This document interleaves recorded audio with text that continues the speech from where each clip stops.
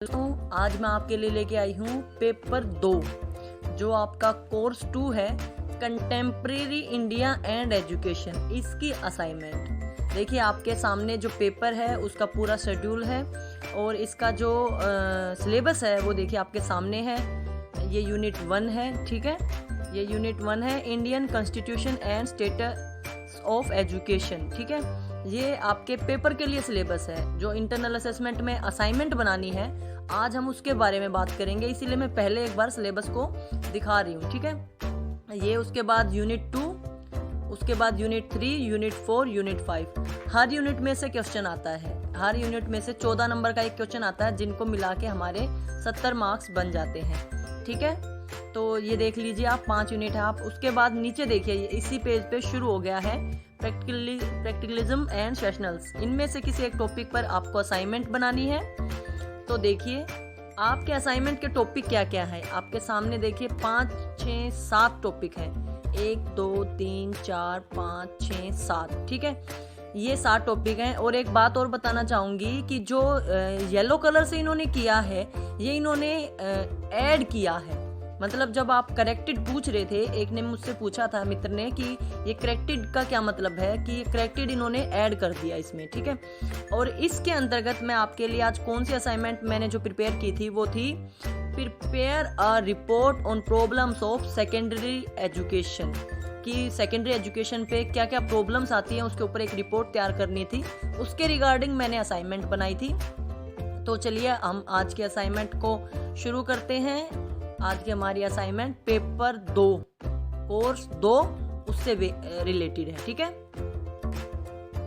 देखिए ये है आपकी असाइनमेंट। इसके अंतर्गत पहले आपको माध्यमिक शिक्षा आयोग यानी सेकेंडरी एजुकेशन के बारे में बताना है कि सेकेंडरी एजुकेशन क्या होती है, उससे रिलेटेड जो आयोग है वो कौन सा है, ठीक है। तो आप इसको देख लीजिए।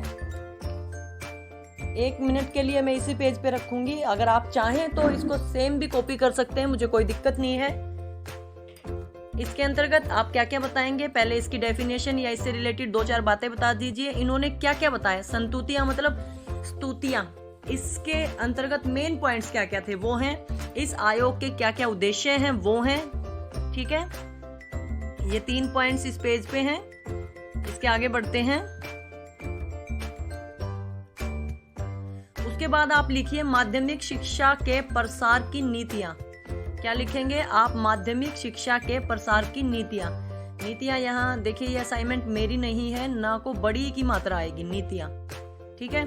तो इसके अंतर्गत आप जो इन्होंने मतलब आप सेकेंडरी एजुकेशन को किस तरह से उसको मतलब एलोबरेट कर सकते हैं, उसको फैला सकते हैं, उसका लेवल अप कर सकते हैं, उससे रिगार्डिंग है ये, ठीक है। उसकी मतलब उसके प्रसार के लिए क्या क्या गवर्नमेंट ने पॉलिसी बनाई थी, उससे संबंधित है। तो आप इसमें जितने पॉइंट लिखना चाहें लिख सकते हैं, कोई दिक्कत नहीं है, ठीक है। इसके बाद अगला पेज देखिए। अब बात कर लेते हैं माध्यमिक प्रमुख समस्याएं, क्योंकि हमारा मेन टॉपिक यही है। लेकिन आप ऐसा नहीं है कि डायरेक्ट टॉपिक पे चले जाएं, थोड़ा सा हमें कंटेंट उससे भी रिलेटेड बताना पड़ेगा। तो माध्यमिक शिक्षा आयोग की प्रमुख समस्याएं, उनसे पहले उनके बारे में बताएंगे कि ये आयोग मतलब लागू करने से क्या क्या समस्याएं आई थी या आ सकती हैं। देखिए ये अब तो काफी पुराना हो चुका है और उस समय बहुत सारी समस्याएं आई थी इसको लागू करने में, और जो हम आज भी मतलब महसूस कर रहे हैं। इसीलिए अब नई शिक्षा नीति 2020 आ चुकी है। तो इसकी प्रमुख समस्याएं, चुनौतियां क्या क्या हैं। छात्र संतुलित व शिक्षक अनुपात, मतलब छात्र और शिक्षक का सही अनुपात नहीं है। जितनी रेशो में टीचर रेशो स्टूडेंट रेशो नहीं है। विषयवार शिक्षकों का अभाव। टीचर परफेक्ट सब्जेक्ट के लिए, मतलब कौन सा सब्जेक्ट बच्चा पढ़ना चाहता है उसके लिए एग्जैक्ट वही टीचर नहीं मिल पाता, इससे रिलेटेड भी प्रॉब्लम है। ये पॉइंट्स आप चेंज करके भी लिख सकते हैं, इनकी एक्सप्लेनेशन भी आप चेंज करके लिख सकते हैं, कोई दिक्कत नहीं है, लेकिन उससे संबंधित ही लिखें, ठीक है। दूसरा पॉइंट हो गया हमारा। आगे देखिए। उसके बाद पुस्तकालय की दयनीय स्थिति, पुस्तकालय की दयनीय स्थिति।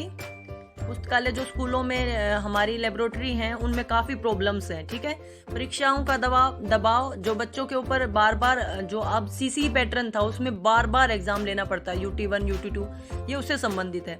और एक बात और कहना चाहूँगी, मैं थोड़ा सा एक्सप्लेन इसलिए कर रही हूँ, अगर आपने वीडियो पूरी देख ली और इससे संबंधित वाइवा में कुछ पूछ लिया गया तो आपको कोई प्रॉब्लम नहीं होगी। ठीक है, पासबुक पर निर्भरता, यहाँ पे पासबुक का मतलब गाइड है।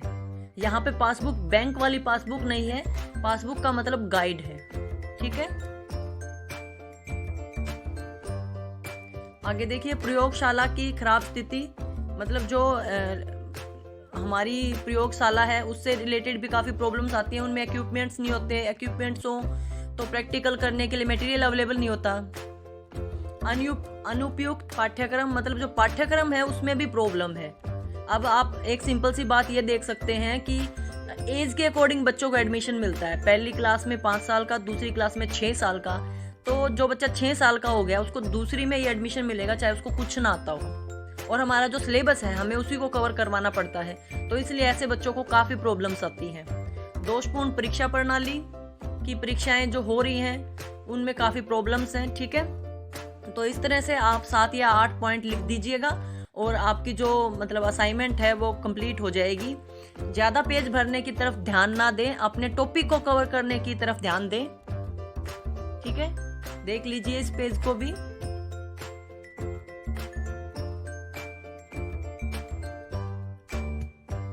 इसके बाद बात करते हैं सारांश। जो भी आप असाइनमेंट बनाएं कोशिश करें सारांश जरूर लिखें कि आपने जो जो ये बताया उसके बारे में थोड़ा सा कंक्लूजन आपने क्या निकाल दिया। ठीक है, ये मेरी 6 पेज की असाइनमेंट है और आप इसको चाहें तो एज इट इज कॉपी कर सकते हैं, कोई इशू नहीं है। थोड़ा सा चेंज करके करना चाहें कोई इशू नहीं, आप कर सकते हैं। ठीक है, आई होप ये वीडियो आपको पसंद आएगी और आपके लिए काफ़ी हेल्पफुल होगी। अगर आपको हमारी वीडियो पसंद आए तो प्लीज़ कमेंट करें, लाइक करें, शेयर करें और बार बार बोल रही हूँ प्लीज़ मेरे चैनल को सब्सक्राइब करें। मैं सिर्फ आपकी हेल्प के लिए वीडियो बना रही हूँ। Thank you.